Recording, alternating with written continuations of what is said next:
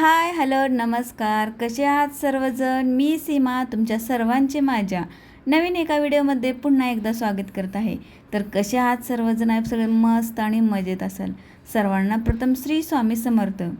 तर आज काय बनवायचं आहे खास, तर आज काही ब्लॉग वगैरे काही नाही आहे.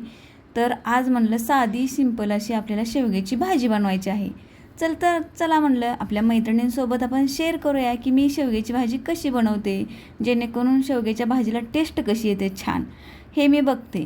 कारण मटणापेक्षा ही खूप सुंदर अशी शेवग्याची भाजी लागते आणि शेवग्याच्या भाजीमधून ना आपल्याला खूप सारं कॅल्शियम भेटतं. त्यामुळे शेवग्याची भाजी मला तर खूप आवडते आणि अशी जर भाजी बनवली तर तुम्हाला मटण ही खायची इच्छा होणार नाही, इतकी सुंदर शेवग्याची भाजी होते. जरा थोडंसं कष्ट आहे, पण कष्ट घेतलं तर चवी आपल्याला तशीच खायला भेटते. त्यामुळे मी काय केलेलं आहे, जेवढे काय खडे मसाले असतात ना ते तेवढे घेतलेले आहेत, थोडेसे ते मस्त असे भाजलेत. त्याच्यामध्ये थोडंसं खोबरं टाकलं, थोडेसे शेंगदाणे टाकले, थोडासा कढीपत्ता पण त्याच्यामध्ये भाजायला टाकायचा. मी विसरले होते, पण मी तुम्हाला सांगते बरं का आता की नेहमी टाका.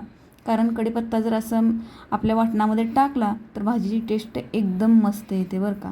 मी नेहमी तसंच करते. कढीपत्ता फोडणीला टाकण्यापेक्षा आणि तो काढून फेकण्यापेक्षा ना आपण वाटण करताना त्याच्यामध्येच टाकून द्यायचा, जेणेकरून तो कोणी काढणारही नाही आणि पोषण आपल्या शरीरामध्येही भेटतं.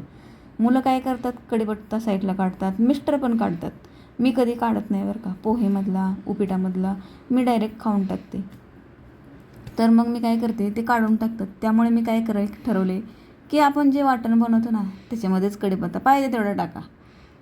तर मी मस्त असं ते सगळं मिश्रण बघा केलेलं आहे. कांदा टोमॅटो हे सेपरेट भाजलं, मी त्याच्यामध्ये नाही टाकलं. ज्या मसाल्यांमध्ये मी टाकलं ना शेंगदाणे खोबरे त्याच्यामध्ये नाही टाकलं, साईडला टाकलं आणि मस्त अशी त्या सगळ्यांची मिळून अशी गिरवी बनवली आणि मस्त अशी बघा तेल सुटेपर्यंत फोडणी दिलेली आहे भारी.